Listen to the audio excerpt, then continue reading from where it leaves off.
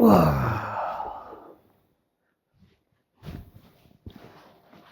good? Coffee? Good morning, family. It's a freezing cold morning here, as you can see, with my good friend here. Decided to take my family to the farm. As you know, farming is also, my passion. I just love and enjoy nature, man. And time to time, I would come with my family and just, be in the farm and explore, teach my kids as well about nature, about life, how they shouldn't take life for granted.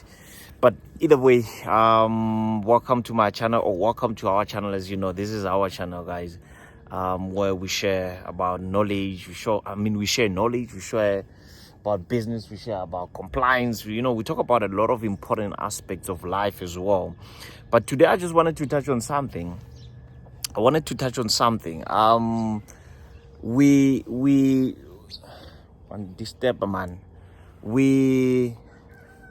spoke about compliance. I think it was a few months ago, especially about Sars. So I'm making this video this morning just to give you guys a heads up. There've been a lot of questions that have been asked directly to me about, can Sars really take money from your bank account, right? Can they really take money from your bank account without your permission? Can they really go to that extent? Well, I'm going to be discussing that. Stay tuned, guys. I actually recorded a video explaining and detailing everything. My team and I made a bit of research, and we'll try by all means to also provide you with some links that you can go and read for yourself.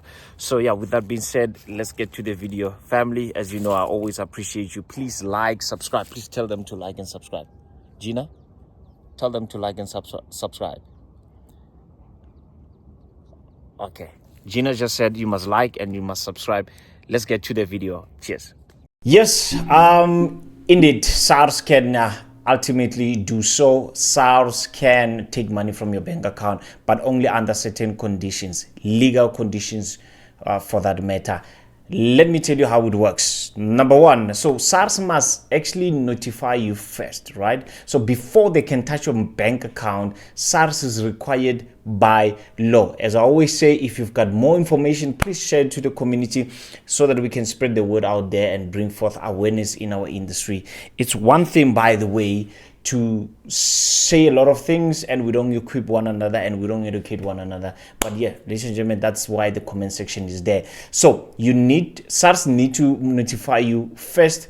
They must send a final demand for payment to say, hey, we've been trying to communicate with you and it seems like you don't want to comply. They must also give you a specific time to respond and settle the debt, right? The other thing that they need to do is to issue a notice of intent to collect, right? So they normally call it an issue of intention via the third party. Your bank account is the third party in this case. So they must do those three things before they can even touch your bank account. Number two, if you ignore the notice, like they are trying to contact you and you're just ignoring them, you don't even want to comply. So if you don't respond to their arrangement, or you don't want to make an arrangement to pay, the South African Revenue Service can issue a third-party appointment. This is a legal instruction from your bank to deduct the money owed directly from your account and paid directly to SARS. So they're just going to have their own internal communication,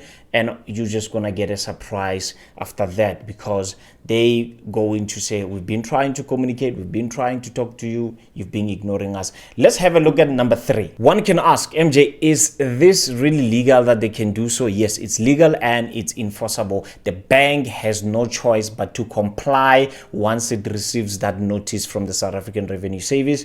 If SARS also followed a due process, it's 100% legal. So they cannot just do whatever that they want to do. They must also follow procedures in order for this to work out, right? Hi traders, it's a gifting season and the Trade and Win campaign has finally landed in South Africa.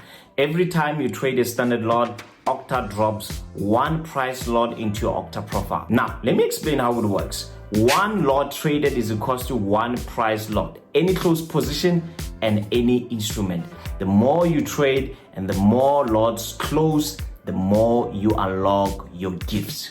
What is also nice about this campaign is that you can choose from different types of digital gifts, from Take a Lot, Uber, airport launches, airtime, and many more. What is also interesting is that the delivery is quick. You can receive your gift within 5 working days. No expiry, price lots stay active if you keep on trading. Well, I think this is what South African traders needs right now. Being rewarded for pure trading. Listen, this is not luck or anything like that. This is pure math. Discover your collection and start earning with Octa today. Your prize is waiting for you. Cheers.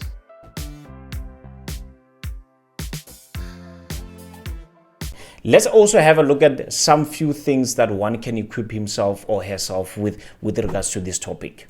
What can one really do, right, to avoid this? Because yes, we've spoken about a lot of things, but one can ask MJ, what can really one do to avoid such kind of things? So there are many ways in which you can avoid all of that. Check your emails at all times and check your Sars e-filing messages as well.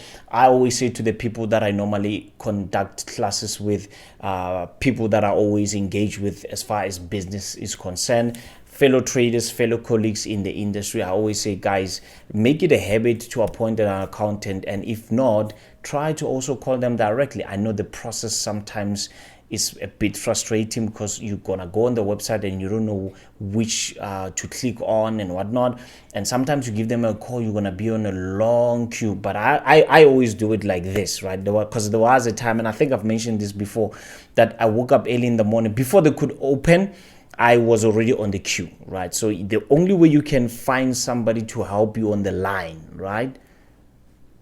Make sure that you call in the morning. If not, you're gonna be there. You'll be caller number 200 and something, and I know you don't want to do that, right? The other thing that you must do to avoid all of this is that engage with Sars, right? If you can't pay, you can simply apply for a payment arrangement or even a compromise if your financial situation is serious. So you can talk to them, guys. I spoke about the Sars voluntary disclosure program. Make use of that, because that's where you regularize and disclose your tax affairs.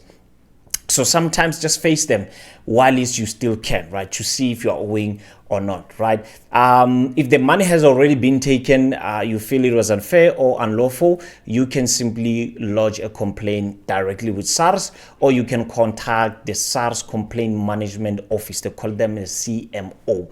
If you feel like, look, I don't think I was owing anything, I didn't reach even a certain threshold, therefore I don't understand why they took money from my bank account, make use of the Complaints Management Office. As I said, they call them this CMO. What you can also do is that you can speak to a tax consultant or an attorney for urgent help. If you have a lawyer, again, guys, don't just go and get a lawyer from anywhere. Get a lawyer who's familiar with the space. They understand taxation and they understand how it works. Not just anybody, because a lot of people, I've noticed a lot of people just go anywhere to find help. And you know, lawyers also, some of them are a bit shady because they're looking for money.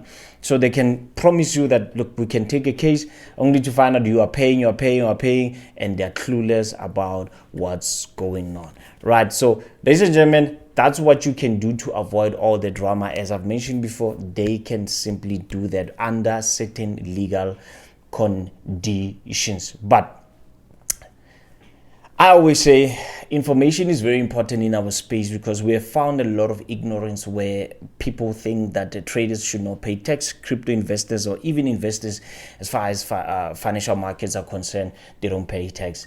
And there is a video, guys. Most of you are asking, how much should I make? There is a video. I've made a dedicated video that is discussing that.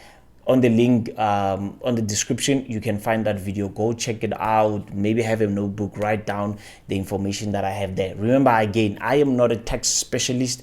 I'm just an analyst, so I'm getting information from my team, and I work with the team, and every time there is an update, I'm definitely going to update you guys. Ladies and gentlemen, once again, thank you so much for tuning in. You know I appreciate you so much. Join our live streams from Monday, Wednesday, and Friday.